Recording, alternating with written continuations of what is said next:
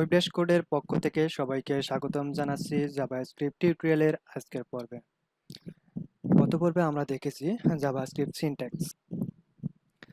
আজকে আমরা দেখব হোয়ার জাভাস্ক্রিপ্ট, অর্থাৎ আমি বলতে চাচ্ছি যে আমরা কোন কোন পজিশনে জাভাস্ক্রিপ্ট কোড লিখতে পারবো।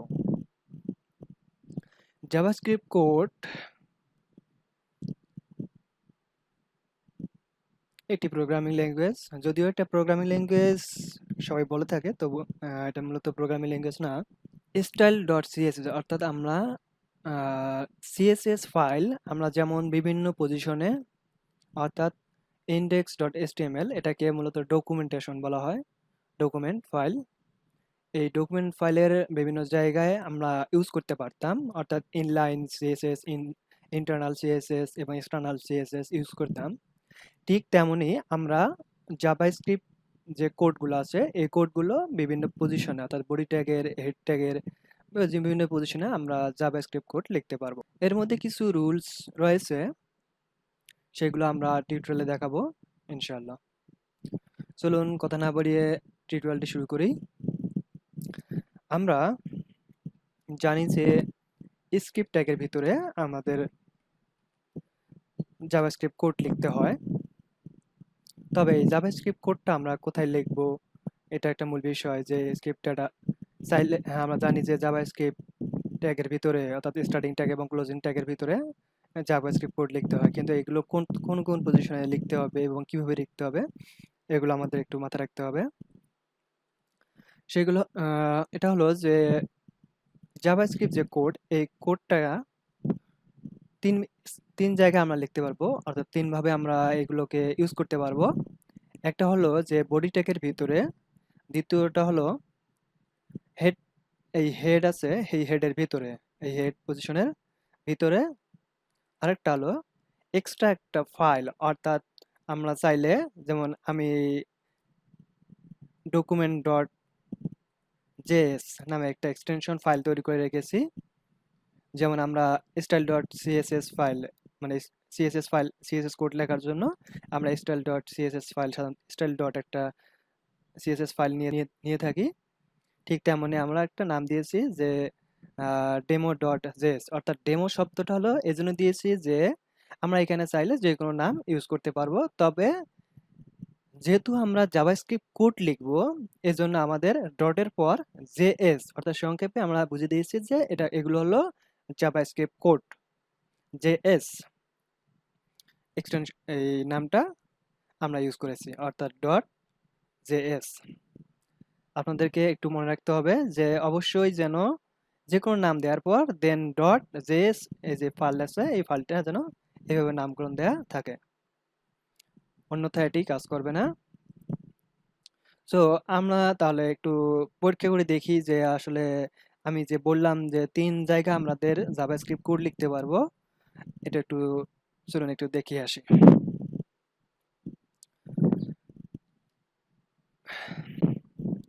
আমি ইতিমধ্যেই বডি ট্যাগের ভিতরে স্ক্রিপ্ট ট্যাগ, স্ক্রিপ্টের স্টার্টিং ট্যাগ এবং ক্লোজিং ট্যাগ নিয়েছি।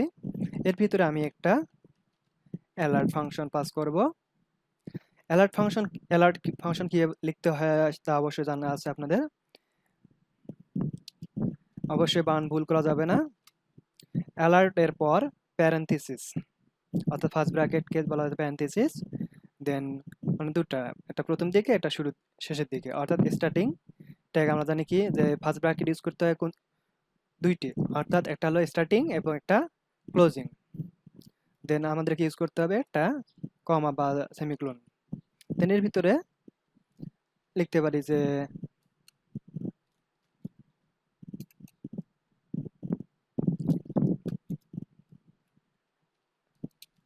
CLLO হ্যালো ওয়ার্ল্ড লিখলাম। এখন দেখেন আমি এটাকে লাইভে নিয়ে আসি, গো লাইভে ক্লিক দিলাম, একটা পপ আপ আসলো যে হ্যালো ওয়ার্ল্ড। সো আমি ওকেতে ক্লিক দিলাম জাস্ট এই পপ আপটাকে লক করে দেওয়ার জন্য। এখন ফাইলে আসলাম, দেখেন আমি বডি ট্যাগের ভিতরে স্ক্রিপ্ট ট্যাগটা ইউজ করেছি, কাজ করছে, গুড, ইটস গুড। বাট এই বডি ট্যাগের ট্যাগ ছাড়াও আমরা এই যে স্ক্রিপ্ট যে কোডগুলো আছে অর্থাৎ অ্যালার্ট ফাংশন দেন প্যারেনথেসিস দিয়ে কার্লি ব্রেসেস দিয়ে আমরা যে টেক্সটটা লিখেছি এই টেক্সটটা চাইলে আমরা হেড ট্যাগের মধ্যেও দিতে পারি। দেখেন আমি এটা কেটে দিচ্ছি, বডি ট্যাগের ভিতরে যে স্ক্রিপ্ট ট্যাগটা আছে এগুলো কেটে দিলাম, দিয়ে ঠিক টাইটেলের নিচে আমি এগুলো দিয়ে দিলাম। দেখেন সেম কাজ করতেছে। আচ্ছা আমরা একটু টেস্ট করি, যেহেতু আমি বডি হেড ট্যাগের মধ্যে দিলাম, আমি হ্যালো ওয়ার্ল্ডের পর একটা হেড কথাটা লিখে দিলাম। ওকে, এখন আমি এটা রিলোড দেই। দেখেন হ্যালো ওয়ার্ল্ড হেড, আমি কিন্তু বোঝাতে পারবো যে হেড শব্দটা ইউজ করছি যাতে আমরা বুঝতে পারি। আচ্ছা এখন কথা হলো আমরা বডি ট্যাগের মধ্যে দিলাম, সেখানেও কাজ করলো, এবং হেড ট্যাগের মধ্যে দিলাম, সেটাতেও কাজ করলো। তো একটা জিনিস দেখেন, খেয়াল করেন যে আমি হেড ট্যাগের ভিতরেও যখন আমি জাভাস্ক্রিপ্ট কোড লিখলাম তখন আমি স্ক্রিপ্ট যে কথাটা আছে, স্ক্রিপ্ট ট্যাগটা আছে, এই স্ক্রিপ্ট ট্যাগটা সহ কিন্তু ইউজ করেছি, অর্থাৎ স্ক্রিপ্ট ট্যাগের ভিতরে আমি অ্যালার্ট ফাংশন অর্থাৎ জাভাস্ক্রিপ্ট কোডটা লিখলাম। সো আপনাদের অবশ্যই মাথায় রাখতে হবে যে আমাদের জাভাস্ক্রিপ্ট কোড যদি আমাদের প্রয়োজন হয় হেড ট্যাগের ভিতরে, তা অবশ্যই স্ক্রিপ্ট ট্যাগ দিতে হবে, দেন এর ভিতরে জাভাস্ক্রিপ্ট কোড লিখতে হবে। এখন আসি যে এক্সটার্নাল, আমি যে যদি লিখতে চাই এক্সটার্নাল মানে বাইরে একটা ফাইল নিয়ে, এখানে দেখেন একটা ওয়েবসাইট তৈরি করতে গিয়ে একটা ইউজার বিহেভিয়ার বা বিভিন্ন ফাংশনালিটি বলেন না কেন এগুলো তৈরি করতে অনেক হিউজ পরিমাণ কোড হয়ে যায়। তখন আমরা যদি এইখানেই অনেকগুলো কোড লিখি তাহলে আমাদের বই ট্যাগের ভিতরে যে HTML কোডগুলো হবে এগুলো আবার লিখতে হবে। এই জন্য দেখা যাচ্ছে যে ফাইলটা অনেক লং হয়ে যাবে, এগুলো রিড করতে প্রবলেম হবে, দেখা গেলো যে স্ক্রল করে দেখতে হচ্ছে। সো আমাদের ফাইলটা যাতে আমরা খুব সহজেই, আমরা তো ডেভেলপ করবো বা ডিজাইন করব, সেই ক্ষেত্রে আমাদের যেন খুব সহজে একটা ফাইল রিড করা, অর্থাৎ আমরা খুঁজে বের করার নামই হলো রিড করা, রিড করতে পারি। এই জন্য আমাদেরকে মাথায় রাখতে হবে যেন যে একটা ফাইল যদি আমরা আলাদা একটা নিতে পারি তাহলে আমাদের জন্য মানে আলাদা একটা ফাইল যেখানে শুধুই জাভাস্ক্রিপ্ট কোড থাকবে, তাহলে আমরা ওই ফাইলটা ওপেন করে জাভাস্ক্রিপ্ট কোডগুলো দেখতে পারবো, তাহলে আমাদের জন্য এটা বেটার। সো আমি আলাদা একটা নাম demo.js ফাইল নিয়েছি, এখানে আমি স্ক্রিপ্ট সহ এই কোডটা আমি নিলাম কাট করে নিয়ে, দেখেন আমি এখানে পাস করে দিলাম। পাস করে দিয়ে দেখেন এটি কিন্তু কাজ করবে না। আমি আবার দেখেন আমি এটা দিলাম ফাইল নামের সাথে একটু মিল রেখে ডেমো দিয়ে, দেখেন রিলোড দিলাম, এটা কিন্তু কাজ করতেছে না। আচ্ছা কেন কাজ করতেছে না? এ কারণেই যে আমরা যখন আলাদা একটা ফাইল অর্থাৎ এক্সটার্নাল ফাইল নেব তখন অবশ্যই এই আমাদেরকে মেইন ফাইল অর্থাৎ মেইন যে ডকুমেন্ট ফাইল আছে এই ডকুমেন্ট ফাইলটার সঙ্গে আমাদের লিঙ্ক আপ করে দিতে হবে, সম্পর্ক করে দিতে হবে যে এই নামে একটা ফাইল আমি তৈরি করেছি আলাদা, তুমি এই ফাইলটাকে এই ডকুমেন্টেশন এর সঙ্গে অ্যাড করে দাও, ডকুমেন্টের সঙ্গে অ্যাড করে দাও। তাহলে আমাদের কি করতে হবে, এই যে স্ক্রিপ্ট কথাটা আছে এই স্ক্রিপ্ট কথাটা আমাদেরকে এখানে ইউজ করতে হবে। কিভাবে দেখেন,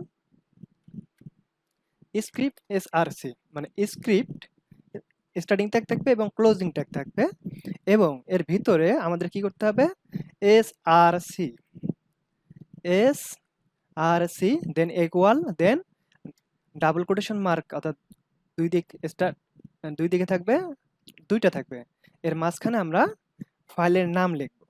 আচ্ছা আমি যদি ধরলাম যে ফাইলের নামটা কিভাবে লিখবো, দেখেন এখানে ঠিক যে নামটা লেখা আছে কোনো বর্ণ বড় করে বা ছোট করে লেখা যাবে না, ঠিক যেভাবে আছে ওইভাবেই লিখতে হবে। আমি যদি ধরি যে ডেমো একটা বড় দিলাম .js, দেখেন এটি কাজ করতেছে না। এখন আমি এটা ছোট করে দেই demo.js, তারপর এটি কাজ করতেছে না। এখন তো আমি এটা ঠিক করে দিয়েছি তাই না? দেখেন ডেমো সম্পূর্ণটাই স্মল লেটারে আছে, এখানেও ঠিক স্মল লেটারে আছে .js দিলাম, কিন্তু এটা কাজ করতেছে না। আচ্ছা কেন কাজ করতেছে না, চলুন আমরা একটু document.js ফাইলের ভিতরে যাই। ভিতরে এসে দেখেন যেহেতু এটা একটা আলাদা একটা ফাইল, অর্থাৎ কি ফাইল, এটা হলো জাভাস্ক্রিপ্ট একটা ফাইল। সো আমাদের আর এই স্ক্রিপ্ট কথাটা মানে স্ক্রিপ্ট ট্যাগটা প্রয়োজন হবে না। দেখেন আমি স্ক্রিপ্ট যে ট্যাগটা আছে এই ট্যাগটা রিমুভ করা মাত্রই এটা কাজ করা শুরু করে দিল। আই হোপ আপনারা বুঝতে পারছেন। আচ্ছা, এখন কথা হলো আমরা জাভাস্ক্রিপ্ট কোড লিখলাম কত জায়গায়? ৩ জায়গায়। একটা হলো আলাদা একটা, সরি, একটা হলো যে বডি ট্যাগের ভিতরে স্ক্রিপ্ট ট্যাগ নিয়ে এর ভিতরে আমরা কি করলাম? জাভাস্ক্রিপ্ট কোড লিখলাম। সেখানেও কাজ করলো, এবং হেড ট্যাগের ভিতরে আমরা জাভাস্ক্রিপ্ট কোড লিখলাম, সেখানেও কাজ করছে। এবং এক্সটার্নাল একটা ফাইল, অর্থাৎ শুধুমাত্র জাভাস্ক্রিপ্ট কোডের জন্য আমি একটা ফাইল নিলাম, এই ফাইলের মধ্যেও আমি জাভাস্ক্রিপ্ট কোড লিখলাম, সেখানেও কাজ করছে। এখন কথা হলো, এত জায়গায় কেন আমাদের প্রয়োজন হচ্ছে বা কাজ করতেছে? এটা একটা প্রশ্ন জায়গা স্বাভাবিক।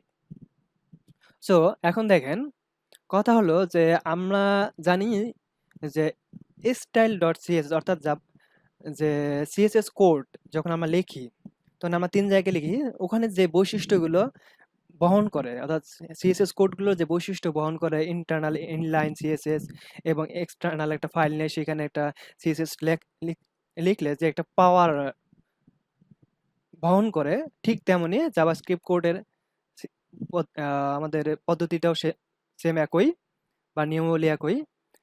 এখানে আমরা যখন বিষয়টা বলে দিচ্ছি, সেটা হলো যে যখন আমরা এক্সটার্নাল ফাইল, অর্থাৎ আমার থেকে আলাদা একটা অংশ, অর্থাৎ মেইন যে ডকুমেন্ট ফাইল অর্থাৎ index.html এর বাইরে গিয়ে একটা কোড লিখলাম, সেই কোডটাকে যখন আমি এর ভিতরে কল করে দিলাম, কিন্তু এটা মূলত এটা কি? এটা একটা আলাদা একটা ফাইল। সো এর সাথে index.html এর একটা সম্পর্ক তৈরি হয়েছে, কিন্তু তার থেকে নিকটতম কি? তার থেকে নিকটতম হলো আমি যদি হেড ট্যাগের ভিতরে একটা কোড লিখি, তাহলে এই এক্সটার্নাল যে এক্সটার্নালের মধ্যে যে ফাংশনালিটি থাকবে, তাকে ওভাররাইড করতে পারবো। ওভাররাইড জিনিসটা কি? যে আমি একটা জিনিস লিখলাম, কিন্তু কোনো কারণে আরেক জায়গায় কাজটা ভুলবশত কাজ করতেছে, সেম কাজ, কিন্তু আমার প্রয়োজন নেই সেই কাজটা করার। তখন আমি হেড ট্যাগের ভিতরে গিয়ে আমি একটা ফাংশন তৈরি করে সেখানকে ওই জিনিসটাকে লক করে দিতে পারবো। সেম বডি ট্যাগের ভিতরে করে দিতে পারবো। এখন আসি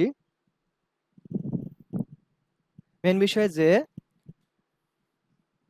জাভাস্ক্রিপ্ট যে ফাইলটা নিয়েছি demo.js, এই ফাইলটাকে সবসময় আমরা বডি ট্যাগের যে আছে বডি ট্যাগের ভিতরে লিখবো, তবে সেটা ক্লোজিং ট্যাগের পূর্বে, আর তার উপরে থাকবে হলো HTML কোড। ধরুন এখানে হেডার, ফুটার, যেগুলো এটসেট্রা আর কি, বা যে ধরলাম যে কন্টেইনার এটসেট্রা, যাই বলেন না কেন, এখানে হলো যে আমরা এখানে সবার শেষে এটাকে কল করে দেব। কেন কল করে দেব? আমরা যখন একটা ওয়েবসাইট তৈরি করব, সেই ওয়েবসাইটে হিউজ পরিমাণ কোড থাকবে। এই কোডগুলাকে অবশ্যই ব্রাউজার রিড করবে, দেন তো এটাকে আহ, প্রদর্শন করবে বা আমাদেরকে দেখাবে ইউজারের নিকট। সো আমরা যখন এই সিএসএস যে জাভাস্ক্রিপ্ট ফাইলগুলোকে হেড ট্যাগের ভিতরে দেব অথবা বডি ট্যাগের শুরুতে দেব, তখন দেখা যাবে যে আমি যদি এইখানে দিতে যাই, তাহলে রিড করতে করতে গিয়ে এই ফাইলগুলো সিএসএস ফাইল রিড করবে, এবং দেন জাভাস্ক্রিপ্ট কোডটা রিড করবে। আমরা সাধারণত এই জাভাস্ক্রিপ্ট যে কোডগুলো হয়ে থাকে, এই কোডগুলা ব্রাউজার ব্রাউজার কি করে, যে এগুলো রিড করতে প্রচুর পরিমাণ টাইমের প্রয়োজন হয় ব্রাউজারের। দ্যাটস ওয়াই আমরা যদি এই বডি ট্যাগের শেষের দিকে দিয়ে থাকি এটাকে কল করে, তাহলে দেখা যাবে যে HTML কোডগুলো রিড হওয়ার পর দেন আমাদের জাভাস্ক্রিপ্ট কোডটাকে রিড করা শুরু করে দিবে। এতে কি হবে? এতে হবে যে আমাদের ওয়েবসাইটের যে ভিজিটর থাকবে, তারা একটা কাঠামো দেখতে পারবে। যদিও এটা বিহেভিয়ার কাজ করবে না, কিন্তু কাঠামোগত একটা কিছু তারা দেখতে পারবে। এতে করে কি করবে, যে তারা দেখবে যে সাইটটা প্রদর্শন হয়েছে, এরকম একটা কাঠামো দেখতে পারবে। এতে কি হবে, যে সাইটটা দ্রুত ফাস্ট লোড হবে। এতে যে ভিজিটর হেভি থাকবে। কেন হেভি থাকবে? তারা দেখতেছে যে কম টাইমের মধ্যে আমাদের যে সাইটটা আছে সেই সাইটটা লোড হয়েছে, এবং তারা সবকিছু দেখতে পারতেছে। তখন তারা স্ক্রল করবে এবং স্ক্রল করতে কিছুটা টাইমের প্রয়োজন হয় এবং তাদেরকে খোঁজার জন্য কিছু টাইমের প্রয়োজন হয়, এর মধ্যেই ব্রাউজার কি করবে, জাভাস্ক্রিপ্ট যে কোডগুলো আছে কোডগুলোকে রিড করে ফেলবে। তাহলে যে বাটন থাকবে, বিভিন্ন ফাংশন থাকবে, এগুলোতে যখন ক্লিক করবে তখন সেই এগুলো অনায়াসে কাজ করবে।